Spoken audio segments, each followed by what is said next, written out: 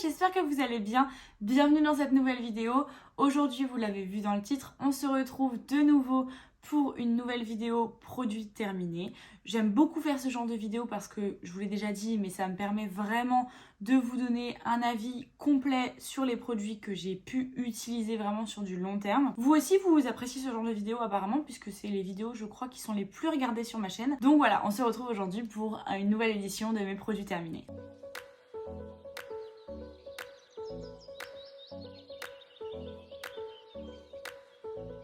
Vous connaissez la chanson, je pense, mais mon panier à produits terminés est juste devant moi et je vais juste piocher au fur et à mesure parce que j'ai vraiment beaucoup de produits terminés ce mois-ci. Parce que c'est vrai que j'ai terminé beaucoup de produits dernièrement. Donc on va parler de plein de choses. Donc je vais piocher un petit peu au hasard et on va commencer de suite. On va commencer tout d'abord par un produit qui n'est pas tout à fait terminé. Mais il fallait que je vous en parle parce que vous allez comprendre, en fait c'est un produit qui possède un flacon qui est consigné. Donc je vais devoir ramener le flacon. Je voulais quand même vous parler du produit avant de ramener mon flacon et donc du coup de m'en débarrasser. Il s'agit de la brume fraîche apaisante de la marque Cosy. Donc je ne sais pas si vous connaissez la marque Cosy, on est sur une petite marque française de produits cosmétiques qui sont naturels et bio. J'ai pas testé beaucoup de leurs produits, mais j'avais adoré l'idée de cette brume fraîche apaisante. On est sur une eau florale du coup à base d'eau de rose de Damas et d'eau de raisin. Elle se présente comme ceci. On a du coup un petit pulvérisateur juste là. Et ce produit, je l'ai adoré. Comme je vous disais, la marque Cosy propose des flacons qui sont consignés et rechargeables. Et donc je vais ramener mon flacon. La marque apparemment va le garder pour pouvoir le nettoyer et du coup le garder et le remettre un petit peu dans la boucle de production de manière à ce que le produit soit donc sans déchets. Je trouve ça hyper intéressant comme principe. J'ai beaucoup aimé ce produit et en fait je m'en servais plutôt comme une lotion. J'aime bien l'idée d'appliquer plutôt qu'une lotion, plutôt une brume fraîche. Ça rafraîchit, ça permet un petit peu d'humidifier ma peau avant de passer à ma routine de soins. Donc comme ça, ma peau va pouvoir mieux absorber tous les actifs de ma routine de soins, notamment de mon sérum. Donc voilà, je suis très contente de ce produit en règle générale. L'odeur est hyper agréable. Ça sent pas du tout la rose habituelle, genre un peu la vieille rose, vous savez. Non, pas du tout. Donc j'adore l'odeur et comme je vous l'ai dit, du coup, je vais aller me reprendre ce produit. On va continuer dans du soin visage puisque j'ai terminé le baume contour des yeux de la marque Oh My Cream Skincare. Alors Oh My Cream, je sais pas si vous connaissez, du coup, c'est un peu un concept store et ils ont un e-shop aussi de vente en ligne de produits cosmétiques assez naturels et du coup maintenant ils ont également leur propre marque. Les tarifs de leur marque sont vraiment assez raisonnables il me semble. Donc ce petit baume, qu'est-ce que j'en ai pensé ? J'ai bien aimé, il a une texture qui est quand même assez riche, donc plutôt pour l'hiver. Je l'ai retrouvé au fond de mes placards complètement vide, je ne sais pas où il était passé. J'avais dû le terminer et le laisser dans un coin. Je l'avais acheté à la base plutôt sur une période hivernale, donc il est plus adapté à ce genre de période pour ma peau. Il est assez riche au niveau de la texture, mais cependant il est quand même pas trop gras, donc c'est ça que j'avais bien aimé. Il se présente du coup sous format, je vous ai pas montré, mais flacon pompe comme ceci. Voilà, c'est un très bon basique. Je pense pas le racheter parce que ça n'a pas été non plus un gros coup de cœur. C'est pas un flop, je pense juste que c'est un très bon basique. Après, honnêtement, la texture baume, je pense que c'était peut-être un poil trop pour moi. Même en hiver, j'ai quand même une peau qui est pas trop sèche non plus de base. J'ai une peau plutôt tendance déshydratée mais normale. Je préfère les textures surtout sur le contour des yeux qui sont un peu plus gel crème, un peu plus légères. Je ne rachèterai pas ce produit mais c'était pas un produit qui m'a déçu pour autant. On va parler soin corps désormais puisque j'ai terminé du coup mon gel douche qui est en fait le gel lavant de la marque SVR. Donc celui-ci c'est la gamme Topialise. Il ressemble à ça, donc c'est un énorme flacon. Je crois qu'on est sur du 1 litre.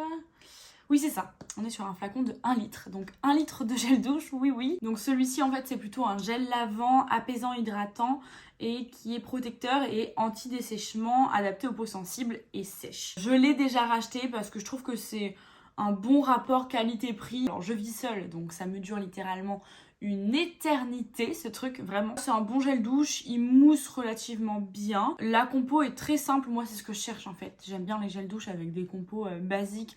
Je vais pas aller chercher des gels douche hyper nourrissants, hyper hydratants. Enfin, on reste sur du gel douche, hein. C'est fait pour laver le corps. Le parfum me plaît bien. J'aime pas les gels douche non plus qui ont des odeurs trop gourmandes.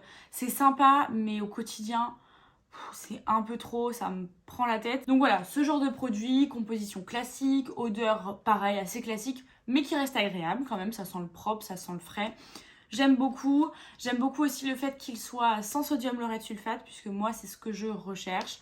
Je vous en ai déjà parlé il me semble, mais j'ai une peau qui a tendance un peu atopique, sujette à l'eczéma. Donc j'ai une peau qui est très très sèche, notamment sur le corps et encore plus en période hivernale. Un des prérequis pour mes produits pour le corps et notamment les gels douche, c'est qu'il n'y ait pas de sodium laureth sulfate qui est ce tensioactif qui fait mousser en fait les gels douche, mais qui peut se révéler un petit peu irritant. Donc celui-ci n'en contient pas, ça me va très très bien. Je connaissais pas trop la marque SVR, en fait je connaissais de nom bien évidemment, c'est une marque de pharmacie du coup plutôt, une marque française de pharmacie. C'est vrai que c'est pas le genre de marque qui m'intéresse tout particulièrement. Là on est vraiment sur de la cosmétique de para.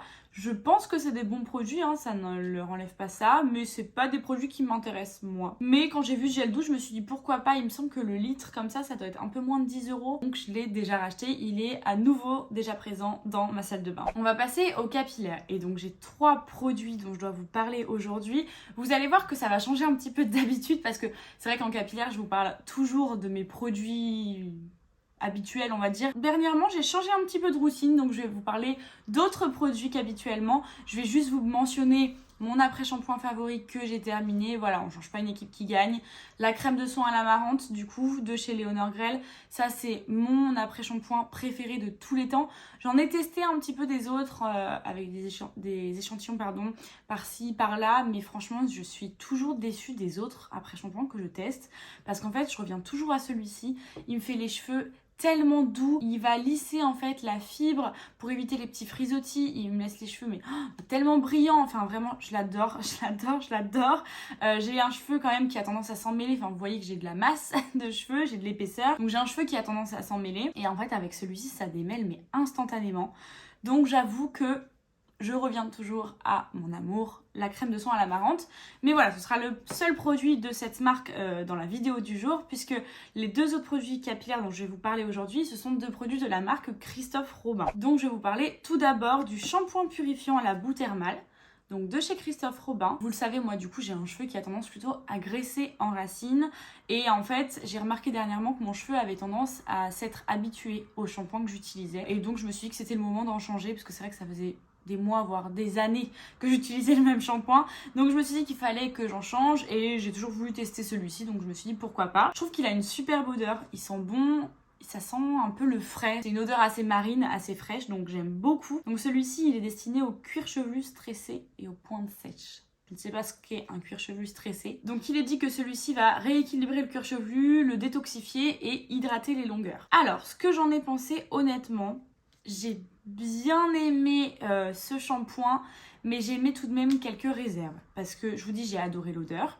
La texture est sympa, je trouve qu'il mousse bien. Par contre, je trouve qu'il emmêle mon cheveu, mais à mort. Alors, je sais pas si c'est sur ma texture de cheveux que ça ne fonctionne pas, ou si c'est comme ça pour tous les types de cheveux.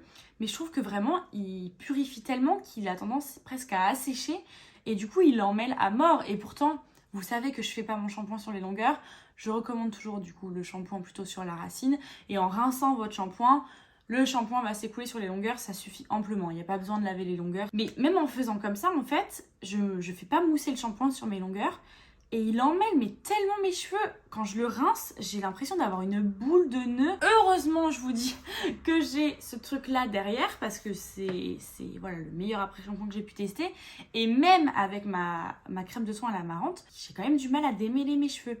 Et même quand j'ai mis mon huile avant shampoing aussi, l'huile de Léonore Grell, je la mets toujours sur mes longueurs avant de faire mon shampoing. Ça protège un peu les pointes et les longueurs du shampoing justement, ça facilite le démêlage et ça évite que ça s'en mêle après avec le shampoing. Et en fait, même quand je mets et l'huile et avec la crème de soin à l'amarante derrière le shampoing, je trouve que j'ai un cheveu qui crisse, mais trop, de manière excessive.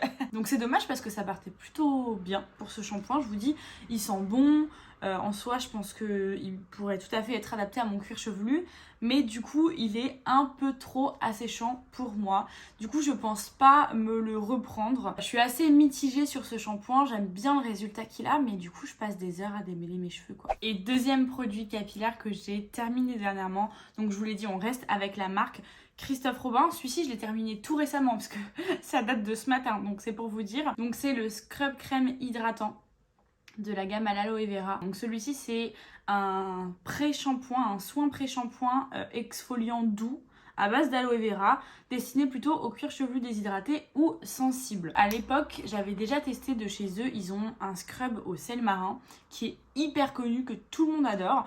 Et je m'étais dit pourquoi pas, on m'en avait vanté les mérites, donc pourquoi pas. J'avais testé ce scrub marin et j'avais pas du tout apprécié sur mon cuir chevelu très sensible, irrité, même parfois à vif. En fait, le sel, c'est juste pas possible quoi. Et donc du coup quand ils ont sorti celui-là, je me suis dit bah pourquoi pas, comme il a pas de sel. Je sais pas si on voit trop, c'est des billes qui sont vraiment toutes fines et du coup qui vont venir détoxifier un petit peu le cuir chevelu mais sans agresser et sans purifier de manière trop intense comme le sel pourrait le faire. Ils disent que c'est en fait des particules exfoliantes naturelles de jojoba qui délivrent donc une action gommante délicate. Autant le shampoing j'ai mis une réserve, autant celui-ci j'ai plutôt été satisfaite de ce produit, j'ai bien aimé. J'aime bien le fait qu'on l'utilise en pré-shampoing. Donc en fait on va venir détoxifier vraiment le cuir chevelu. Et comme ça après on peut utiliser un shampoing vraiment traitant. Par contre ce que je trouve assez déroutant c'est qu'il laisse les racines ultra hydratées. Mais quand je vous dis ultra hydratées, c'est quand on fait un scrub habituellement, parce qu'en plus j'en ai testé plusieurs des scrubs, on a vraiment la racine qui crisse, qui est bien nettoyée, qui est détoxifiée à mort. Là on sent que la racine elle est propre, mais en même temps ça crisse pas, c'est hyper hydraté. Je saurais pas comment vous dire au niveau de la sensation, mais j'ai trouvé le produit hyper intéressant. Donc en fait dans ma routine ce que je fais c'est que je mets toujours mon huile sur mes longueurs, ça change pas. Je pose ce produit là du coup sur mon cuir chevelu et je viens un petit peu le masser et je le laisse poser une dizaine de minutes. Après je file sous la douche, je l'émulsionne toujours un petit peu avec de l'eau et après je le rince complètement. Je pense que ça fait du bien à mon cuir chevelu. Je le fais quand même pas non plus hyper souvent parce que j'ai quand même toujours un peu peur d'exciter ma glande sébacée. Je le fais, je dirais, une fois tous les mois peut-être ou une fois tous les 2 mois. Ça change un petit peu de produit, j'essaie de pas toujours utiliser les mêmes produits parce que le cuir chevelu et le cheveu s'habituent. Donc je pense que ce produit-là, je pourrais me le reprendre. En plus, il sent bon, il sent le frais. C'est une odeur plus douce que le shampoing purifiant du coup. Et en plus, il a ce côté hyper rafraîchissant sur le cuir chevelu quand on le pose. Donc je pense que je me le reprendrai. Pas tout de suite parce que j'en ai un peu dans le même esprit à tester d'une autre marque. Mais pourquoi pas à l'avenir me reprendre ce produit du coup. On va repasser plutôt sur du soin visage puisque là j'ai 2 produits pareils d'une même marque à vous présenter. Il s'agit en fait de la routine double nettoyage, donc de la marque Wamisa. Alors moi aujourd'hui je ne peux vous montrer que le flacon de l'huile démaquillante du coup qui est la Organic Flower Cleansing Oil. Huile démaquillante aux fleurs bio fermentées, voilà, qui ressemble à ceci. Et en fait j'avais le gel nettoyant qui doit être aux fleurs bio fermentées également, donc de la même marque, mais que j'ai jeté en fait. Donc je ne l'ai plus, j'ai complètement oublié de le garder. Je ne peux vous montrer que l'huile démaquillante, mais sachez que j'ai aussi testé le gel nettoyant et je vais vous faire un retour du coup sur ces 2 produits. Si vous ne connaissez pas la marque Wamisa, je vais vous en parler très brièvement. Je vous en avais déjà fait un petit speech sur mon Insta parce que je vous avais fait en fait une revue de ce produit sur mon Instagram. Je vous laisse le lien de mon Insta dans la barre d'infos parce qu'en fait maintenant ce que j'essaye de faire dans mes revues Insta, c'est de vous mettre toujours un petit speech, donc de quelques lignes pour vous présenter la marque parce que je trouve ça hyper intéressant. Enfin moi je pense que je suis une passionnée jusqu'au bout, mais j'adore apprendre des marques et j'adore lire le storytelling des marques. Pourquoi la marque a été créée, quelle a été l'idée de base de la marque. Donc Wamisa en fait à la base, l'idée de la marque c'est d'utiliser les fleurs fermentées parce que il y a eu des recherches apparemment là-dessus. Ça permet déjà une meilleure pénétration et également une meilleure tolérance vis-à-vis des peaux sensibles de fermenter les actifs et notamment les fleurs. Donc Wamisa c'est une marque coréenne qui il me semble a été la première marque à utiliser cette méthode d'actifs fermentés. On m'avait beaucoup vanté les mérites de cette huile, donc quand je l'ai achetée je me suis dit allez je prends la totale routine double démaquillage, l'huile démaquillante et le gel nettoyant moussant. Je vais tout d'abord vous parler de cette huile. C'est une huile qui est quand même assez fluide au niveau de la texture, c'est une huile qui est pas grasse, j'aime bien l'odeur, c'est une huile qui globalement m'a plutôt satisfaite. Je suis pas très bien compliquée, tant que l'huile ne me pique pas les yeux, qu'elle démaquille bien, efficacement, même le waterproof, et qu'elle me laisse la peau fraîche, bien nettoyée, pas grasse, qu'elle me laisse pas de film gras devant les yeux, c'est une huile que j'adore. Donc globalement, celle-ci, j'ai beaucoup aimé. Je pense pas la racheter parce que je pense que vous connaissez le discours, toutes les vidéos produits terminés, je vous dis la même chose. J'adore tester les nettoyants, j'adore tester les démaquillants, j'en ai encore 15 000 qui m'attendent. Donc je ne vais pas la racheter pour le moment, mais ça pourrait être un produit que je pourrais racheter. Concernant le gel nettoyant moussant que je n'ai donc pas à vous présenter, j'essaierai de vous glisser une image quelque part à l'écran pour que vous voyez à quoi il ressemble. Il est du coup sous format tube. Concernant ce produit, j'ai moins aimé du coup. Alors je remets pas en cause ses capacités en tant que produit, il nettoie bien, il mousse bien, la compo est nickel, c'est comme l'huile d'ailleurs, les compos sont excellentes chez Wamisa. Je trouve que la texture est très fluide, voilà, c'est un gel assez épais, mais en fait quand on va venir l'émulsionner, il va quand même bien se travailler avec une mousse hyper légère, très sensorielle, donc j'ai beaucoup aimé le produit en tant que tel. Par contre, il y a un truc qui m'a déplu dans le gel nettoyant moussant du coup, c'est l'odeur du produit. Je ne supportais pas l'odeur, et d'ailleurs à la fin c'est une copine qui a terminé le produit en fait parce que je pouvais plus m'appliquer ça sur le visage. Pourtant je suis pas très difficile au niveau des odeurs, j'ai l'habitude d'utiliser des cosmétiques plutôt naturels, donc tout ce qui est odeur de plante et tout, franchement c'est pas ça qui va me gêner, mais non, l'odeur c'est pas passé pour moi, donc malheureusement je ne rachèterai pas le gel nettoyant moussant de chez Wamisa. Je vais essayer de terminer avec tous les produits skincare pour ensuite vous parler du make-up que j'ai terminé dernièrement. Donc on va continuer dans cette lignée du soin visage et j'ai terminé 2 sérums de la marque Antipode. Vous savez, j'adore Antipode. J'ai l'impression de me rabâcher, mais c'est vrai en fait, quand j'aime quelque chose, quand j'aime une marque, quand j'aime un produit, je vais le racheter et encore et encore et encore, et du coup désolée si c'est un peu redondant. Donc je vais vous parler tout d'abord du sérum Blessing. Je crois que je vous en avais déjà parlé lors d'une vidéo il y a quelques années, il me semble. Je l'avais eu, je pense que c'était peut-être l'année dernière.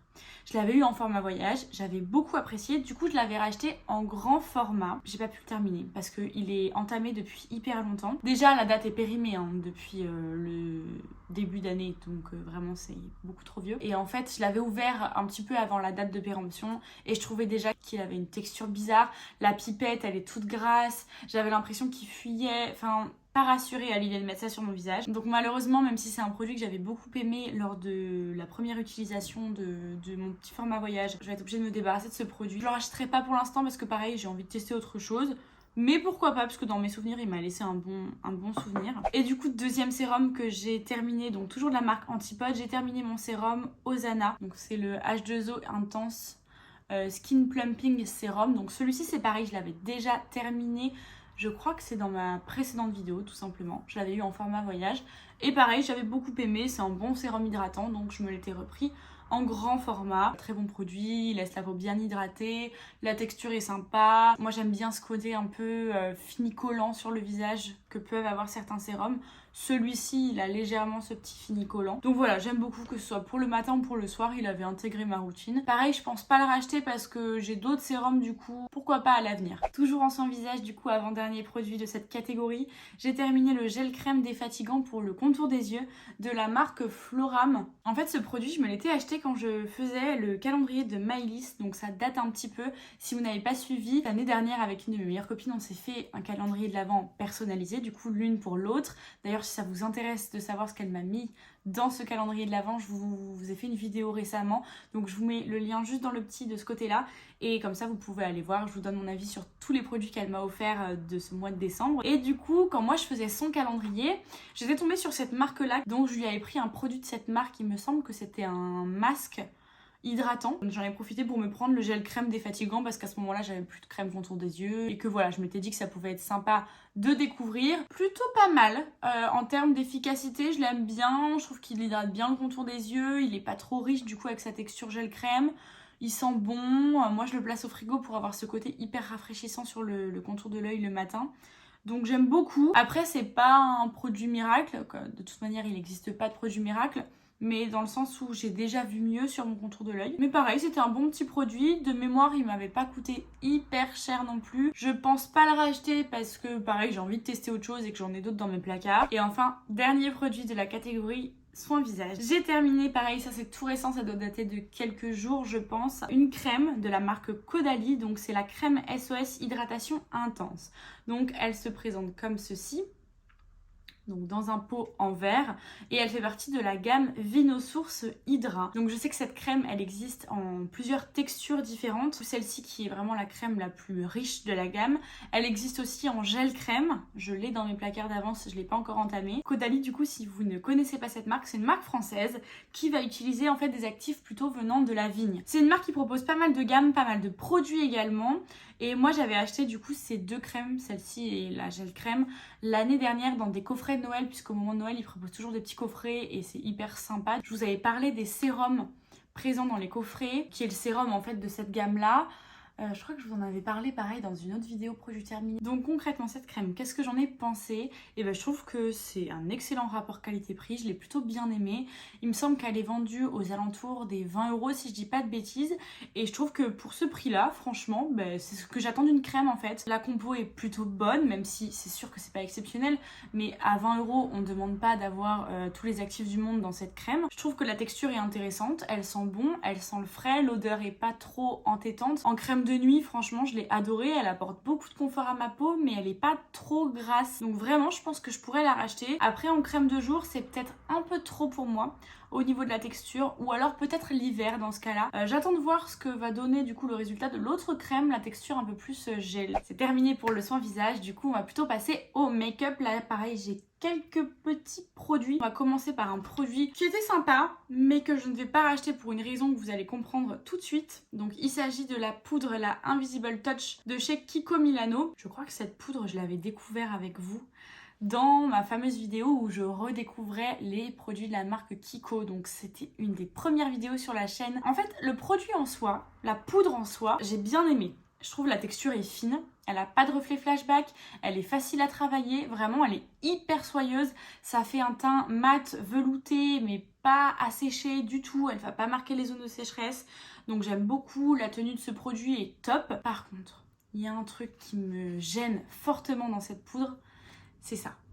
Voilà. Je comprends pas comment on peut faire un si bon produit et un packaging aussi merdique. Parce que vraiment, il faut le dire, ce packaging, il est merdique. Je comprends pas c'est quoi l'intérêt du truc. Parce qu'en plus, ça, c'est impossible à ouvrir. Et ça, mais à quoi ça sert? Alors apparemment, selon du coup les conseillères Kiko, en fait, ça permettrait de quand vous ouvrez le produit, en plus ça couine, quand vous ouvrez le produit, ça va venir déposer dans le pot, si je me trompe pas et si j'ai tout compris, la juste dose, la juste quantité de produit que vous avez besoin. Mais du coup, à quoi ça sert ça?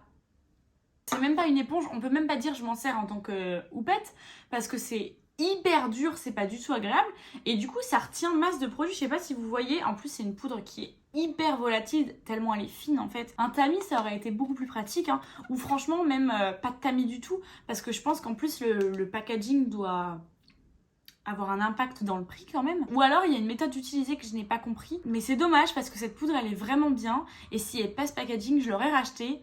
Mais ce packaging fait que je ne la rachèterai pas du tout. Voilà un autre produit que j'ai terminé. Alors ça, c'est pas vraiment un produit make-up, mais je l'ai mis quand même dans cette catégorie. Vous allez comprendre pourquoi, parce qu'en fait, il s'agit du nettoyant pour pinceau à maquillage. Donc c'est le Blush Cleanser de la marque Kiko. C'est un nettoyant à pinceau, tout ce qu'il y a de plus classique. Celui-ci, il se présente du coup format spray. On est sur un petit format de 50 ml, ce qui me permet quand même de l'emmener, de le transporter assez facilement, notamment en vacances et tout. J'aime beaucoup ce produit, il nettoie bien mes pinceaux, il sent pas trop fort, il est pratique, il est pas très cher. Je l'ai déjà racheté et je pense que d'ailleurs je vais pas tarder à avoir fini celui que j'ai déjà racheté, parce que ça fait quand même quelques mois que je l'avais acheté, et du coup je pense qu'il va falloir que je m'en reprenne un autre prochainement. Donc toujours dans la catégorie maquillage, j'ai terminé ce crayon à sourcils, donc au nom imprononçable, c'est le Precisely My Brow Pencil de chez Benefit. C'est un crayon à sourcils donc qui est assez fin, et de l'autre côté il présente un petit goupillon. C'est un bon basique, celui-ci c'est une teinte 4. Après je le rachèterai pas pour la simple et bonne raison que les produits à sourcils, je trouve que c'est cher pour ce que c'est, parce qu'on est quand même sur des produits, alors je vais vous donner le grammage, voilà. On est sur un produit qui fait 0,08 grammes. Donc il n'y a même pas 1 gramme de produit là-dedans, il n'y a même pas un dixième de gramme de produit. Et vous payez ça genre 20 ou 30 balles quoi. Donc ça je ne rachèterai pas du tout. Les crayons à sourcils pour moi ça doit pas dépasser 10-15 € grand maximum, parce que ça vous fait vraiment quelques semaines d'utilisation tellement il y a peu de produits. Enfin je veux dire moi si je maquille mes sourcils tous les jours au crayon à sourcils, Enfin, c'est pas rentable quoi, mon crayon à sourcils il me fait 2 semaines, je peux pas mettre 30 balles dans un crayon à sourcils toutes les 2 semaines. Donc il était très bien ce produit. Si j'en ai l'occasion, que je l'ai dans un coffret, je le réutiliserai avec grand plaisir, mais je ne le rachèterai certainement pas au prix fort. Alors ça c'est pas un petit produit make-up, mais c'est un produit que j'avais oublié au fond du tiroir, donc je vais vous en parler maintenant avant de l'oublier. J'ai terminé un baume à lèvres donc de la marque Oura.